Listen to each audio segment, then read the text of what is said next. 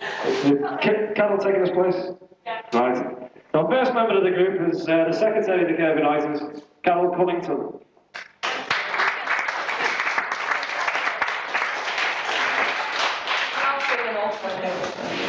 Thank you. We're still a bit rushed, and I've got to sort something out. We'll do the poem call the next day, and if you don't drink too much tonight, well, you're going to experience it. Call the next day. The morning after, the night before, try and get up, but can't find the floor. The room's going round and your head's heavy. It's always the same after a good belly. Get up on your feet and feel very sick. Dash up the bathroom very quick. Hands over your mouth till you reach the sink. Vomit your heart out, then reach for a drink. Come to your senses and open your eyes. Look in the mirror and get a surprise. Makeup all smudged, eyes swollen and red. The only thing for it is go back to bed. Lay yourself down and start to go dizzy. You just have to get up and make yourself busy. Walk down the stairs, gripping the wall, slowly and careful in case you fall. Go to the front door to get some fresh air, the short way of John Macy and tatty hair. To anyone passing, you must love the sight, but the way that you feel when you don't give a shite. To hell with the neighbours, let them all look, let them all gossip, I don't give a fuck. As your legs get all wobbly under the strain, you repeat to yourself, God, never again. Go to the kitchen, make yourself tea, grope for the kettle because you can't see. Your mouth's like a sewer, your throat is dry, and you're sure you're just about to die. And you promise yourself you're never going to drink. Well, not on the next time. Back over the sink. We make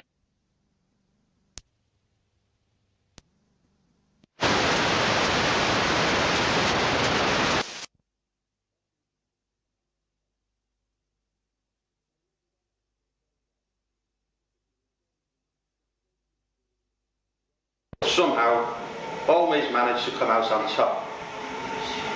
I remember one incident very well. This was the occasion when straight from school we went at the old recording sugar in the wagons in Love Lane. From there we went into the free open air bats in Burlington Street. I was only been there. Spotted Mick's mother standing near the door, obviously looking for him. When she finally saw him, she let out a terrible scream, came running towards him and caught him. After a few hard smacks on his bare backside, she made him get dressed. He was then dragged most of the way home, and when I met him later, he told me that this happened because he had forgotten the message he had been told to do. Well, they say time flies, and we soon found ourselves out of school and looking for work. Strangely enough, we were both lucky in getting jobs as errand boys in different shops in town, and were able to meet each morning on our way to work, and again during the day as we went about our jobs. This went on for a couple of years, and then, because of some rule that was in existence at the time, we had to leave our jobs because we had reached the age of 16. After knocking about for a year or so, we decided to try and get away to sea. And after about 6 months, and acting on the advice of an official from the Shipping Federation, we both joined the sea school at Gravesend. We had some great times there during our 3 months of training, but I always remember the day when the captain sent for me and told him that I'd been allocated a ship and would be sailing in a couple of days from Tilbury. I sought out the captain and asked him if I could go too, but it seemed there was only one vacancy, and Mick was next in the line for us. It was unbelievable that we were being separated, but what I didn't realise then was the fact that I would never see my lifelong pal again under normal circumstances. I started my own sea career a couple of weeks later after Mick had sailed, and it was during my second trip that war broke out. Fortunately, these years passed without my getting involved in anything serious.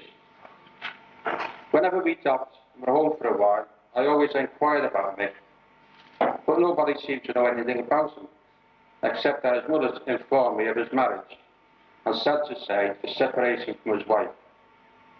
She also said that she hardly ever saw him anymore. that was to be the end of my story, I might be able to feel happy. But I was due to witness something which was going to shock me and stay in my memory forever. Coming out of the shipping office one day, what we used to call the pool, I noticed that there was a lot of people getting excited about a man who was running madly up and down the parade and shouting and screaming at the same time. He badly needed a shave. His cap was pulled over his eyes, and for some strange reason, his trousers rolled up to his knees and were in fact turned inside out. During one of his runs, he came directly towards me shouting for a cigarette. And it was then that I wished I was somewhere else, because the man staring at me was Mick. Mick, I shouted, what's wrong? What's happened to you? But he did not speak, but turned and ran away. I was dumbfounded and did not even think of running after him.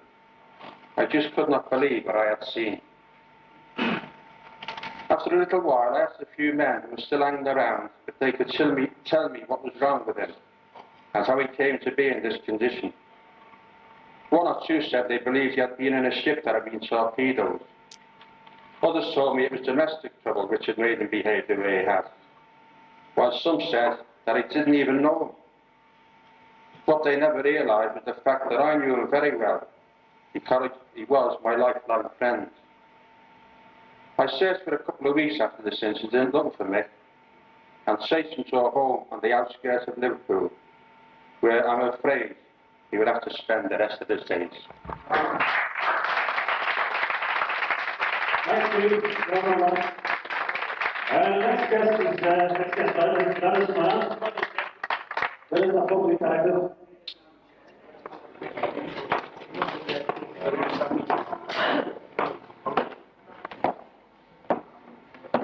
I'd just like to read a short story. A little bit long. Bit about at the back, please. Eighth grade. It was an ordinary day, same as any other.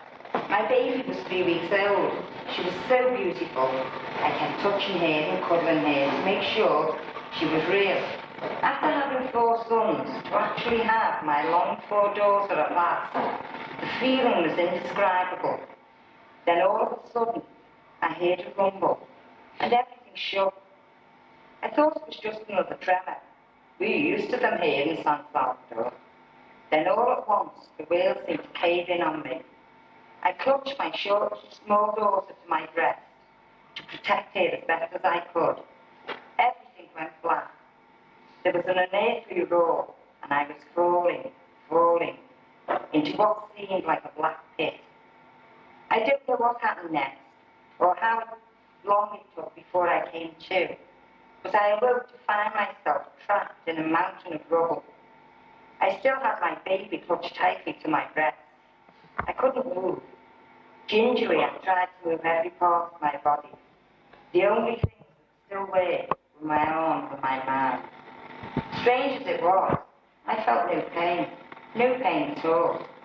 I then concentrated on my baby. I felt her all over.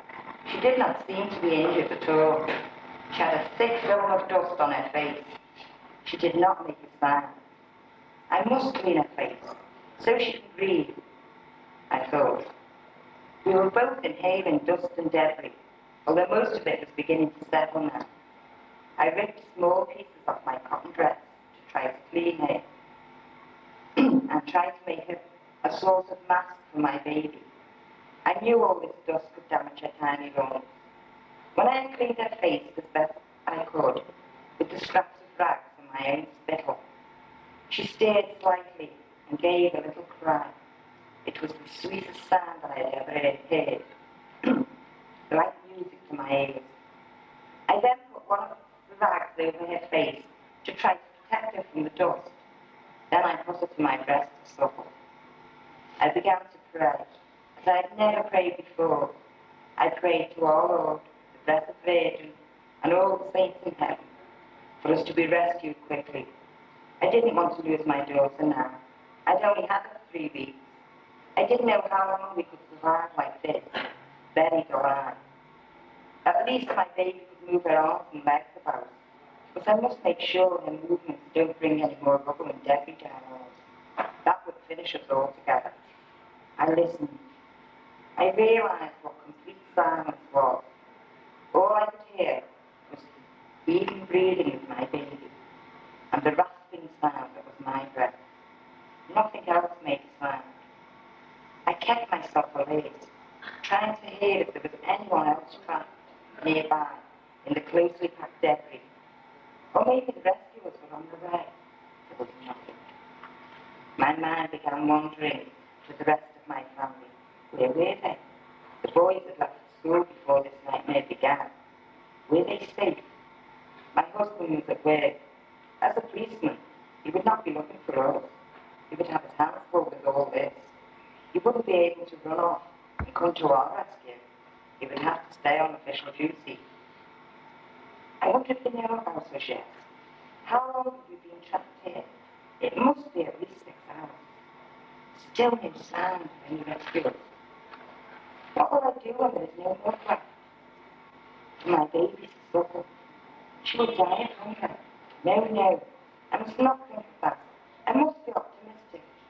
All Lord will watch over us. He will not let us die like this. I felt myself drifting off to sleep. No, I mustn't sleep. The baby may move about too much and bring the whole lot down on us. I need to drink to make milk for my baby. She feels so cold to me. I wonder if there is anything within my reach to wrap her in.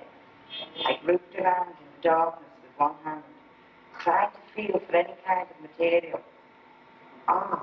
Right over there, I felt just the tip of something. What will I do?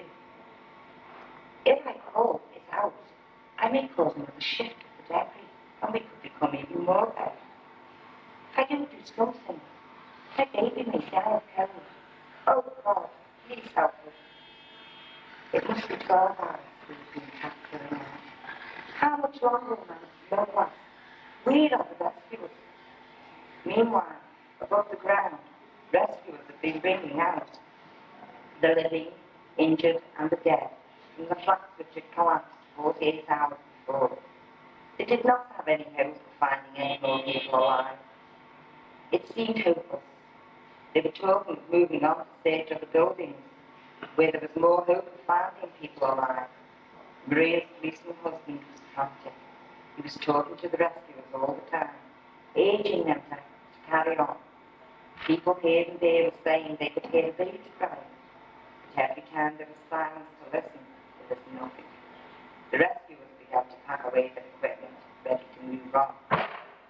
Down below, Maria was becoming delirious now, rambling on to the baby, hoping she was giving her some comfort. She had the same moment and realised the baby was crying even more now. Oh dear, she still has the same diagram. No wonder she's so restless. All this time that her poor little body was so uncomfortable, she took the diaper off. The stench was terrible. She tried to clean the baby as best she could. Scratched the rags. She had cleaned their faces with. What could she do now? How would she replace the diaper? She began to cry for the first time. Everything seemed hopeless. We can't survive in joy like this. No milk, nothing to drink. We are both so cold. She tore another piece of her cotton dress and tried to swathe the baby with it, thinking, this will make her a little more comfortable. She still strove to take care of her precious daughter, even though it was hopeless. Above ground, the desperate husband still believed there was a chance of finding them, even though this was the third day they had been buried, and the rescue was half given up. He had heard some British firemen had arrived at the heat-seeking machine. He was determined to contact them and ask for help. He could not give up on his wife and daughter. Maria arose, sand seeping down onto her baby. She felt very weak, and knew again it was not far off. The baby stirred. She began to suckle an empty breast. Poor little mom. She was even too weak to cry. She was so hungry, poor Maria. She had to use every ounce of her strength to concentrate on listening. Yes, could get something. Was blessed with the last. She started to drift back into unconsciousness. She knew she was not. He made it her here. I must try to make some noise she could. The rain attacked very weakly on the beam that was across the middle, saying to herself, please, dear, we are here. Then she began to pray, harder than she had ever prayed before, trusting that God would bring the rescuers to him, the baby. The rescuers here, very, very, very happy with her. They worked even harder to clear away, clear as fast as they could, without creating more danger for themselves and their family. It's incredible. 4 days on the 120 dead people. They left us by 2 days ago, thinking it was impossible for anyone to survive and live. Maria's husband had eventually contacted the British Ban and their ECB machine to encourage them to give us a try with their machines. A number of people before came to me right in the vicinity. They agreed, saying that they wanted equipment. They turned the machine on. Yes, it was somebody a long time later. Joseph, Maria's kissing husband, didn't know it was the baby. The local police they prayed that it would be the baby. The rescuers were now but inches from Maria and their daughter. The leading fireman saw a tiny little arm emerge from the rubble. Careful, careful. We don't want you to know that now we are still near you. It took a long time for the baby out. As if by a miracle she was alive. Yes. Joseph closed the door before she was rushed to hospital by ambulance. He came back to the rescue with gratitude, hope, and praise that his Maria was the girl out alive now. Alas, it was too late for his Maria. She had died praying for her daughter to be rescued. That is a very public race, by the way. And also going to tell many involved. We just have one more behind us. Unless she's not ready, that is. In which case, Jackie, go on. You see what you've done then? Peace sign, yeah. The peace that one, peace. And 5 left to Kirkby Writers.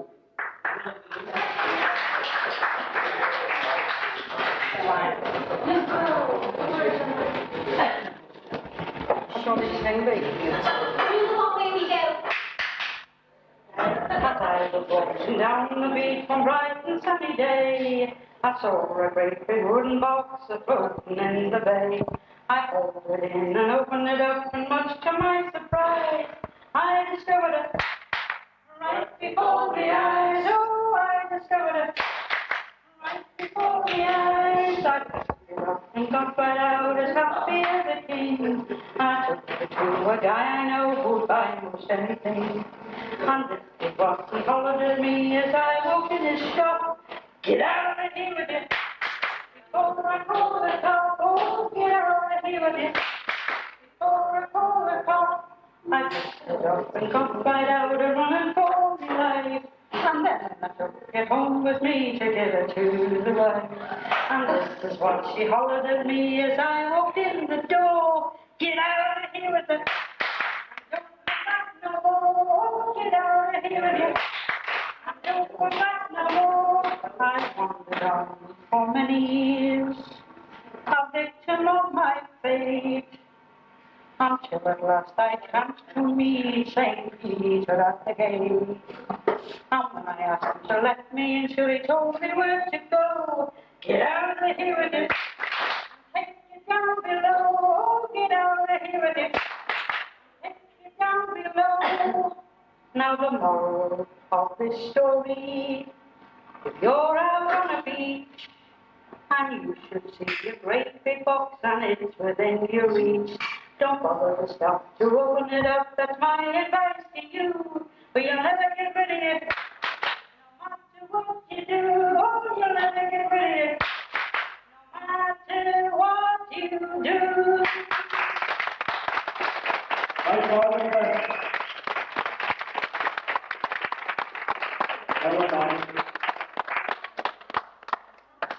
Now we know like I've done something wrong. Jackie Blair. Oh, who's that? Can I have two? This is old stuff now, one. Can I have two? I'm having two. I've got 6 years. I hope not. Got to something else and I'll tell you. Okay, now listen here. This isn't particularly funny or not like that, so... Shut your face, who was that? I haven't written anything new, so you get the old stuff, okay? And this one I'm particularly proud of. Okay. It's called... Oh, what we got? Civilized and Tame. I watched on TV The Untamed World. The natives, they danced and whooped and bellowed. Their bodies were naked, save for some paint. They were such primitive fellows. Their primeval ways I watched with disdain. They ate raw meat and drank animal blood. But the purpose for this was fertility and rain. It was a ritual I misunderstood. They were dark, staring men with long, greasy hair. Their faces were hard and fierce. Their language was simple, a few grunts and nods, but I expected them to be serious. They all slept huddled together in crude little huts, made from mud and dung and urine, and they all worked together, taking care of each other in their primitive, uncivilized haven. I watched on TV the civilized world. Everything was modern, computerized, and fast. The natives, they were clothed in uniforms of war. They were such sophisticated chiefs. They ate the bread from each other's mouths and drank themselves to death. No ritual, this is the normal behavior of nations who are more advanced than the rest. Unlike the tribe in the Untamed World, they were broody, big, and cunning, their language more complex by far. They could sit round a table and recite in 4 tongues, we want war, we want war, we want war. Their dwellings were endless, a house here, a house there. So many rooms, it was hard to keep stock of it. And they do all sleep together, but on different nights. Beds only swept under the carpet. These intellectual men worked against each other, under the guise of a mutual aid.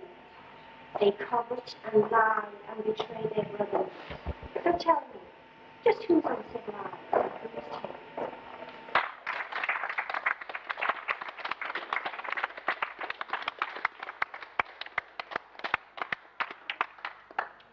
You and Mr. Unfinished don't give a vote. Okay. I've just heard, just this minute now, that another attempt on, an assassination attempt on Ronald Reagan's life.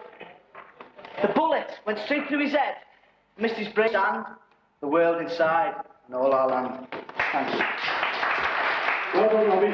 Keep quick on the ground, man. Just to everyone here. No women are noticed tonight in the press writers. Stephen, Dyer, is it? Or Dear? What is life, this thing that politicians waste in war? And what is life, that thing that runs upon Northern Ireland's floor? And tell me, soldier, as you shoot your gun, what is life, that thing you have shot? And what is life to you?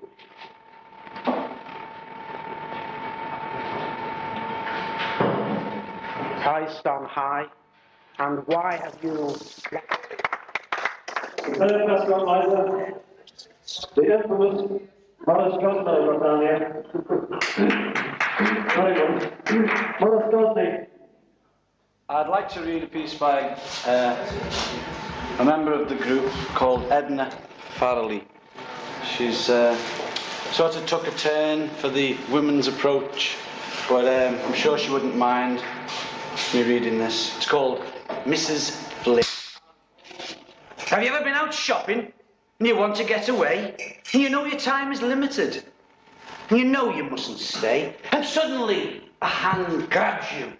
It's the well-known Mrs. Flynn. It stops you in your tracks. Oh my God, it's our Lily. When did you get back? How's your Joey? How's your Nellie? Where's our Annie? Where's your Willie? You stand there with your mouth wide open to let the flies fly in. When suddenly your brain reacts to this well-known Mrs. Flynn, the gossip of the neighbourhood, the finest in the class, for pulling up and pushing down all the poor souls she can pass. Just look at her, she says to me, and points to her busy mother. 6 already, another on the way. By God, we must keep her busy, night and day. Why didn't you tell him to get on his way? How's your operation, Lily? She does inquire of me. How's your piles? Mine's giving me up. How's your corns? Mine's giving me up. Then my mind begins to snap. I couldn't help it. I was in a flap. How's your tongue? I did reply. I hear they're going to have a try to take it out and give it a rest. Good morning, Mrs. Flynn, and all the very best.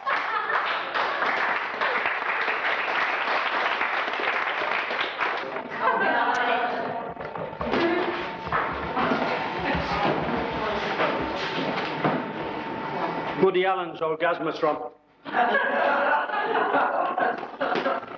Suppose you wondered why I sent for you. Alice got me on here tonight. Alice, that's him. Blonde, the blonde, wearing the green dress. He's not great. He's not great. He just helps him out when they're busy.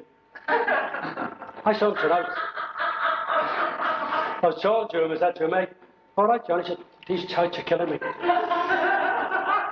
I said, how long have you been wearing the tights? He said, ever since my wife found them in the car. But you can't tell, piss off you. You can't tell sexist gags on air tonight, can you? You can't tell racist gags. You're not allowed to tell racist gags or sexist gags. Carol Cullinger does. She does sexist stuff. But I'm not allowed. I'm not allowed to tell sexist or racist gags at all. You can't.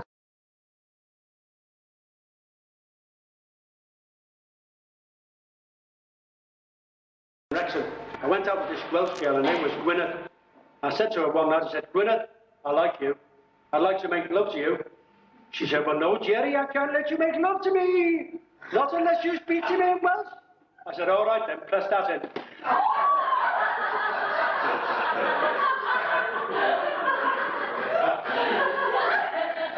So I took it to Bangor.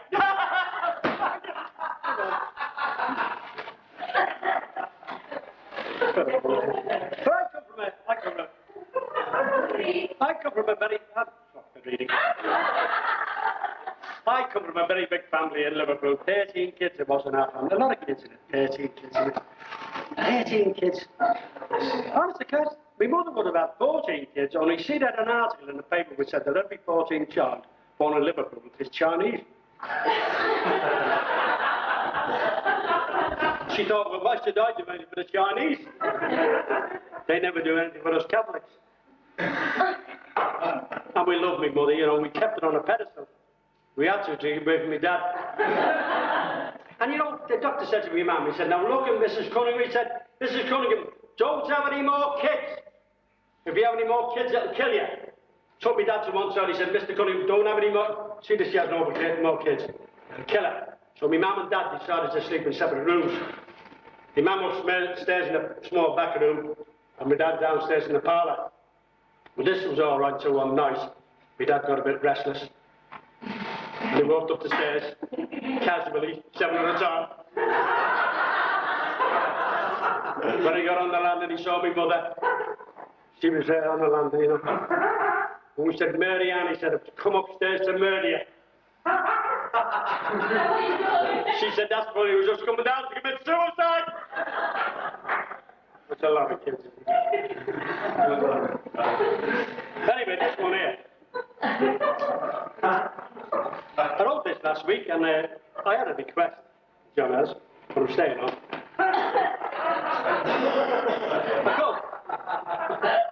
I call this one British Gas. Gas shares for sale, gas shares for sale. North Sea Oil and Telecom all up for sale. If you think gas shares are right for you, take a chance to grab a few. If you want financial satisfaction, take a piece of the gas share action. You can buy some shares if you've got the brass, but don't forget, you're working class. It's big business time, it's beggar my neighbour. Will you ever go back to voting Labour? Your shares in industry will be paralysed. When Kinnock gets in, they'll be renationalised. With greed in your eye, you're looking for mammon. Lobster, caviar, truffles and salmon. If being financially astute is for you, phone 0272 272.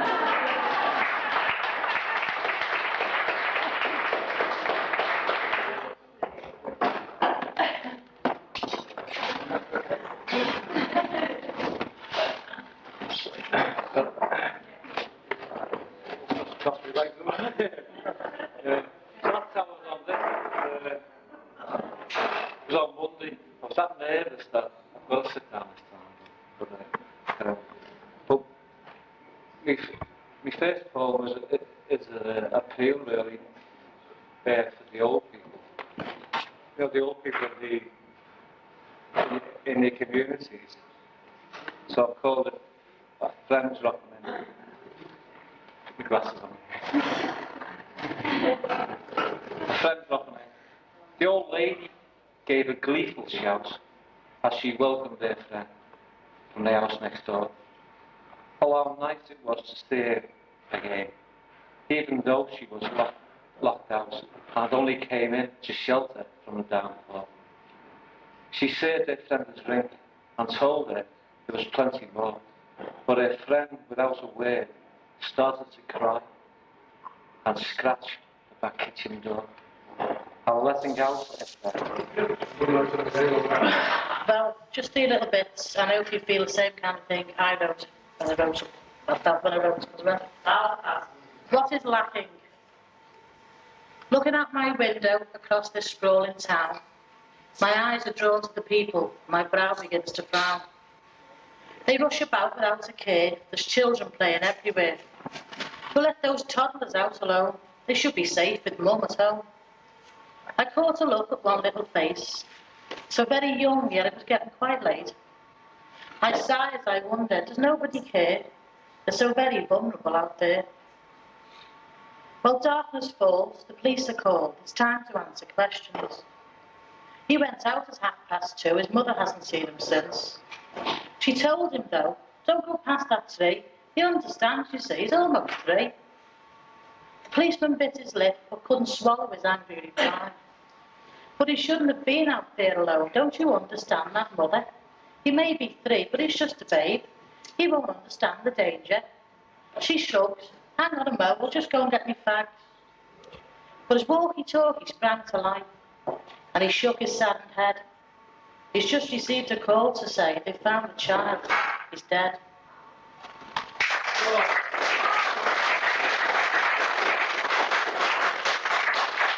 Oh, why couldn't we have chopsticks? My curry rice was getting cold. My knife and fork I should not have sold. Why can't we have chopsticks, the wife said to me, and eat our food like a proper Chinese? It came from